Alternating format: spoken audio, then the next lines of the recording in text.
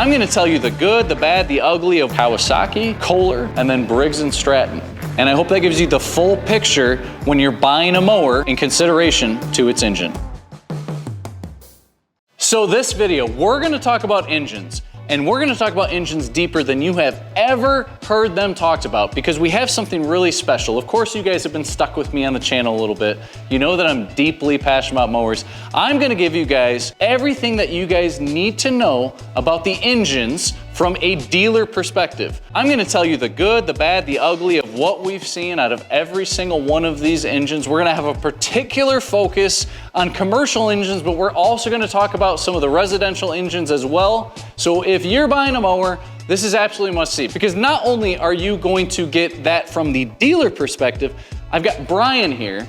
Brian has the commercial grass cutting perspective side of things. And it's real interesting, you know, talking to him, because really, like, since you've been young, you have pretty much, that's all you've known is this world of mowing, right? Pretty much. Started around 10, then kind of just went from there. Why again am I pulling him in on this is we're talking engines. And I think it's so common that if you are looking through everything on the internet nowadays, you're generally going to come to a conclusion, Kawasaki. Okay, we got 3 different engine options typically that you may see on a lawnmower. You're gonna hear Kawasaki, you're gonna hear Kohler, and then Briggs & Stratton. We're gonna start with the one that, if you come to Howie Equipment, it seems as though I'm probably pushing this engine the most, to be honest, okay? So let's talk about this Kawasaki. First of all, some people like fuel injection, some people like carbureted engines.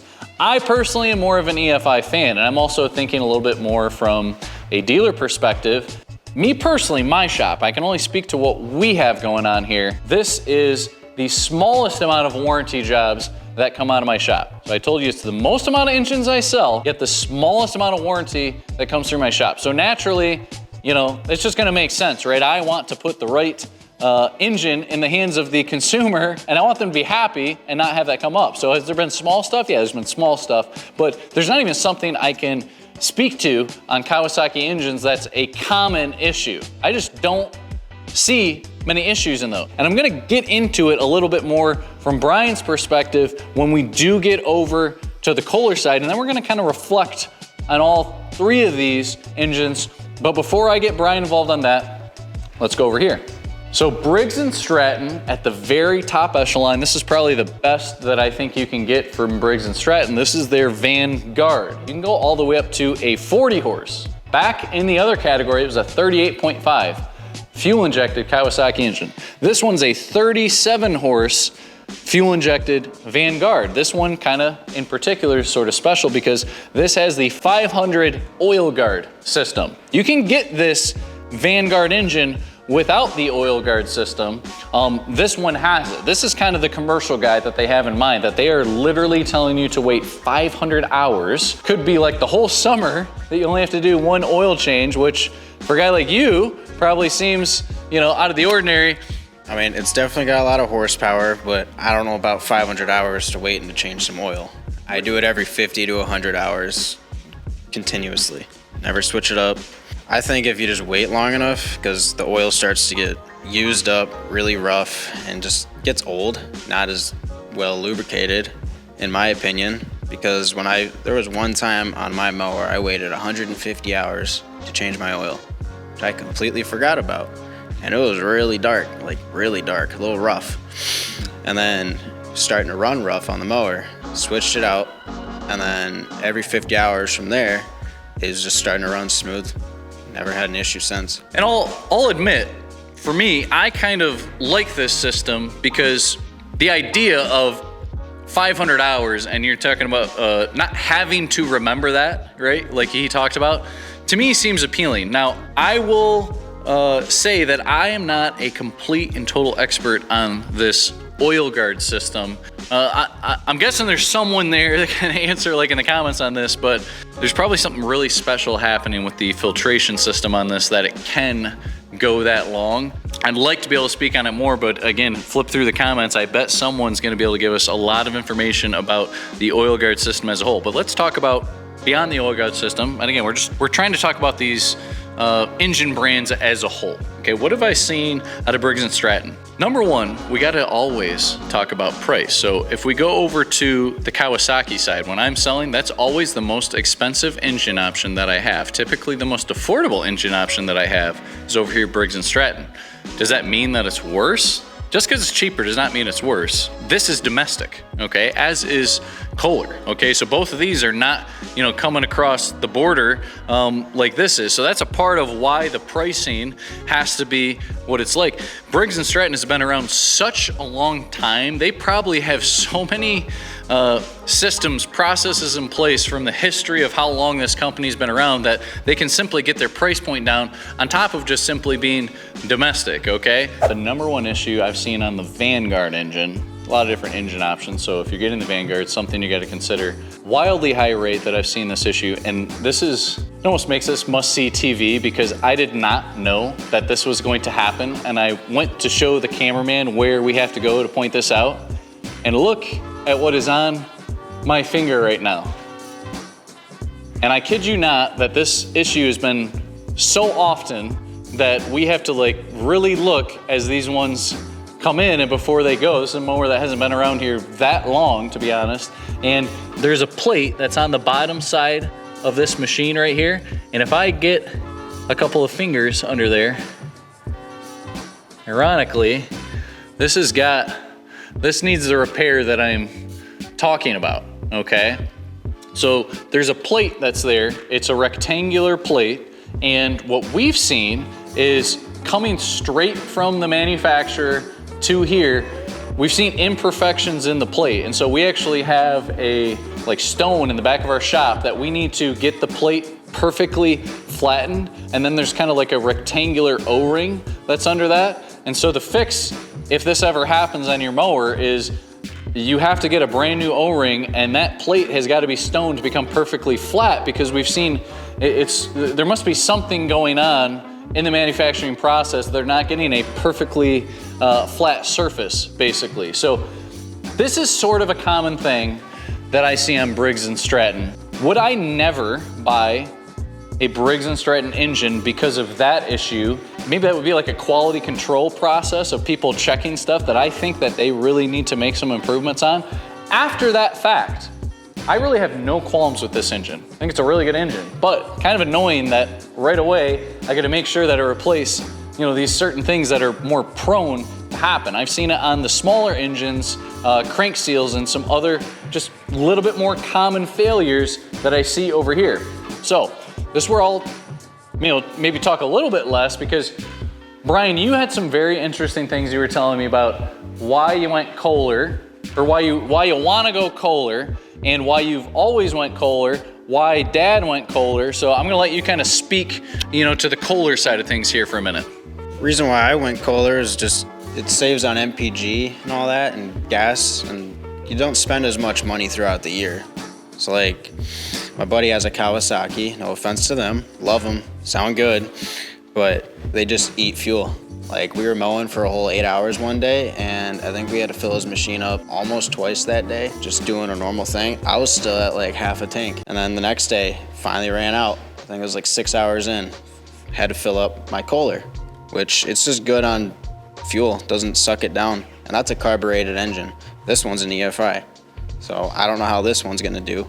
Probably way better. So Brian's here because he's looking at different mowers we have for sale, and we're talking about engine options, and I'm getting kind of impressed by his his engine knowledge on the stuff. And so he's telling me the story, and he's telling me about the crazy amount of fuel efficiency savings that he has in comparison to his buddy. And so I start kind of running the math, running the numbers on this, and I ask him some questions. So both him and his buddy, both carbureted engines in this case, 7 or 8 gallon fuel tanks, and he's saying every time he's got to fill up his mower, he's spending about 25 bucks, okay? Now his buddy has to, every single day, put in 25 bucks. He's doing it every other day, okay? So for me, what I've seen on the dealer side, on the Kohler side of things, here are the common stuff I've seen. I've seen some valve cover leak stuff. I haven't seen it on these, but I've seen it on the residential grade Kohlers. This is a Kohler Command Pro. This is their top. I've seen this more on the residential side of stuff, but I've seen a handful, not very often, but I've seen a little bit of cases of leaking valve covers. When I'm looking at these mowers that come through my shop that are like the 8 to 12-year-old mowers, tons and tons of head gasket repairs. Particular to Kohler, I've seen that. I've done, we've had head gasket repairs on all of them. I see a higher rate happening with the Kohler. My guess is that if you don't abuse it, if you do everything recommended like he does, because he's a guy that kind of maintains his stuff better and he's using OEM type parts on it, if you take care of it, it'll take care of you 20 years down the road. I mean, do you think there's something to what I'm saying there? Could be, but I don't know. It's all preference on you and what you want. I do it for the fuel savings and what's been known and told to me. Yeah, from your experiences, and I bet there's some of you guys watching that have bought a Kohler and just had a terrible experience and you never want to touch it again. But that's where I'd be kind of curious, you guys watching the comments that have had that experience. Honestly, did you perfectly maintain that machine? Could there be something to what I'm saying here? And this is me just kind of throwing darts. Like, I think there might be something to that. Or have you had the phenomenal experiences with Kawasaki? So what type of person are you? Maybe there's something to, how you're maintaining it. To me, it's a really impactful statement to think about the fact that when you're talking about 2 carbureted engines, and you're talking about saving $60 every single week as a commercial customer, as a commercial grass cutter. I don't know. I think there might be something to what he's talking about. If you're maintaining it really well, Kohler may have come out from nowhere in the conversation in my head as to maybe that is the engine, that you should get. If you're trying to run a fleet, save money, but also be efficient about everything, I'd run the EFI Kohlers personally. Yeah, so, and obviously we're heavily biased, right, with someone who's rocking the Kohlers, but I'll tell you that I'm always pushing Kawasaki. So this isn't me saying, oh, you guys have to buy Kohler if you're a commercial guy. It's just sort of, this is not the argument that I've really heard out there, and it's a super valid point that I think needs to be put out there. And I think there's a lot of conversations that can be had from this whole conversation. In this video, we're almost over, right? But let's talk about the residential side of this. Okay, so the other thing that you have to consider on the engines, it is not as simple as this whole conversation has been. Kawasaki, Briggs, Kohler, not that simple. Every single engine has a good, better, and best, just like almost every mower class, okay? With Kawasaki, they've got an FR, then they have an FS, and then it's an FX. That's the commercial series, right? So what goes into those different grades on the engine? This is their FR. You're gonna notice a totally kind of flat, smaller air canister filter. There's a lot of components besides the air canister filter, but for someone that you don't know the engines real well, I look first to the air filter because that's an obvious sign I can see, and that tells me what class of engine that I'm looking at. For example, look at this air filter, and then look over here. This is a classic example of good, then a better class. So would I rather have this Briggs Stratton engine, or would I personally rather have this Kawasaki engine? I would rather have this Briggs that I told you guys that I really don't like because of the seal issues. It all depends on the grade that you're at. This is like their mid-grade, kind of like prosumer level air filtration system. And it's not just the air filtration system, there's other parts of this that are better, but this air filter, it's a bigger and it's a better air filtration system. Just a little bit better, and you see it's larger, it's more protruding, and we could keep going down the line here. Let's look at Kohler. So this Kohler, little bit better air filtration system yet in comparison. Look at this grade very close to this grade over here, but a slightly higher grade engine, still the middle class for what Kohler has. This is their Kohler Confident engine, but that's something you got to consider. I hear people just, oh, I've got to get the Kawasaki, Well, what if I was looking at this Avenger right here? I would rather have this Avenger with this Briggs Stratton engine. So there's 2 parts to the engine conversation. It's what engine do I want and what grade of engine do I want? So that's what you really got to consider, as a part of this whole thing, because take this Kawasaki engine, I think they're going to rate this for like 500 to 1,000 hours. something in there. Now let's talk about the whole commercial perspective. You're running commercial engines. What do you expect out of a well-maintained commercial engine? 1,500 to 2,000 hours. So if you're a commercial person, I hear people all the time, I'm selling it at 1,500 to 2,000 hours because that's sort of the time that you're gonna start to see these large repairs like that. I'm talking about these 3 engines. I mean, this is like 90+% of the market. I think there's Yamaha engines out there. We sell Toro. Toro has their own branded proprietary engine.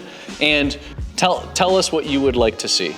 Tell me what you just told me. What would you like to see about these engines, testing them for a couple days? What were you just telling me? 2 of the same exact engine, like out in a field or something. Just demoing them to see which one's gonna have more fuel consumption, the Kawasaki or Kohler or whatever one we're using, just to see which one does better, burns more fuel, which one's gonna cost you more in the long run, etc.